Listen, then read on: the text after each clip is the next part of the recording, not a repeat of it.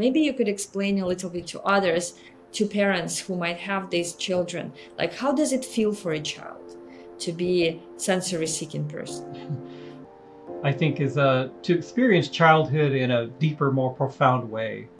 So not only are you experiencing colors and art and nature and birds and all the things that happen out in the world in a more intense way, and of course it can be overstimulating, but you're also able to reflect on that more.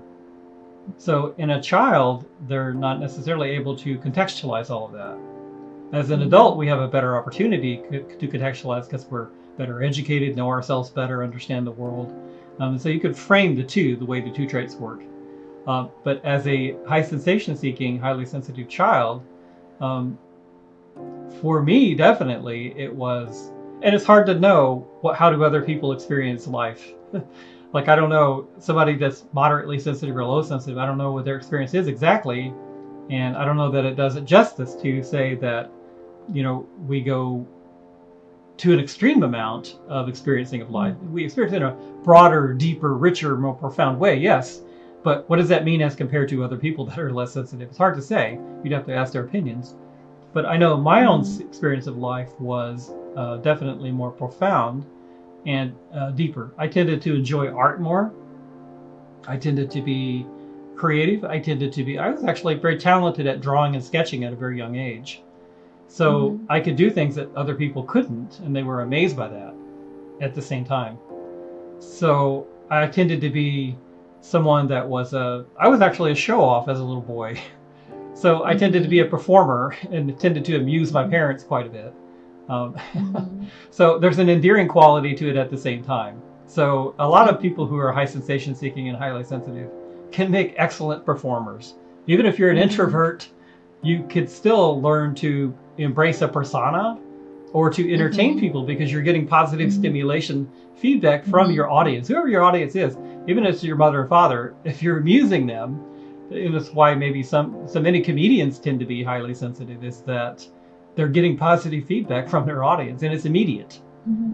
So I think it's a fun way to experience life, but also it creates its own challenges because of that overstimulation part. Yeah.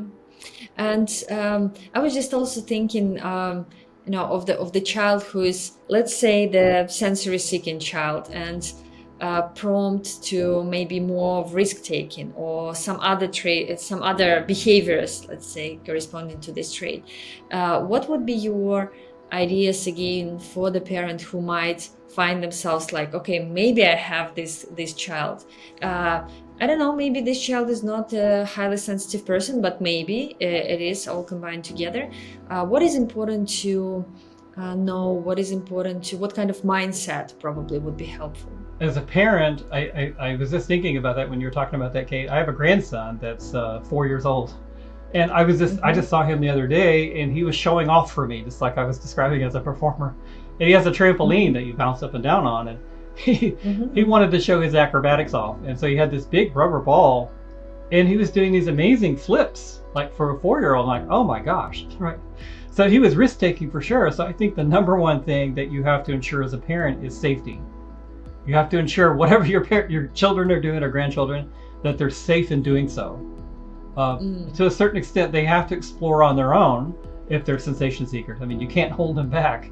The risk-taking aspect, you seek to mitigate that as much as possible. So my grandson, for instance, I knew was in a safe location. What he was doing was generally safe, even though I'm sure it was thrilling for him to get the feedback and to have the physical adrenaline rush. But I think safety is the number one thing. Again, I think it's also providing those activities, those opportunities, so that they can explore it themselves, engage with different kinds of activities, and figure out what works for them. They won't be able to really grow as much as they could if those opportunities aren't available. They will still grow because they have a lot of growth potential, but it won't be as significant or as lengthy as they could have if they have opportunities to encounter the world. So I think a certain amount of free play, sort of supervised at the same time so that they're not in dangerous conditions.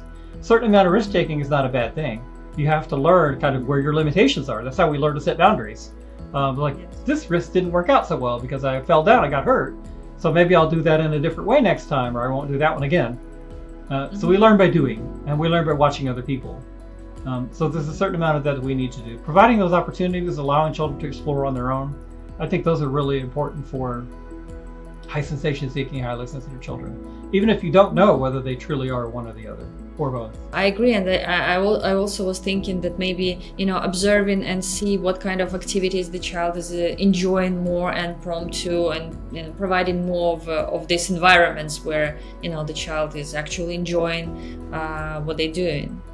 That's true, Kate, and we should say that not all highly sensitive children are going to be alike. Like each one is going to be different. So we provided some basis here in what the trait looks like, but how it manifests in your child may be different. Some children may be more emotional, some children may be less. It doesn't mean that they're not highly sensitive. You have to look for the other parts of the trait, and that may be only apparent over time as you observe and think about those things yourself. So again, the more you know yourself as a parent, as a human being, if you have the high sensitive trait, the more you can recognize it in other people. And it will become more apparent to you as your children become a little bit older. But providing those opportunities allows for some of those traits to manifest themselves, like for instance, high empathy. If they're able to detect things, how people are feeling that other people don't notice, then maybe your child is highly sensitive. Maybe it's not. But you'll know as a pattern over time.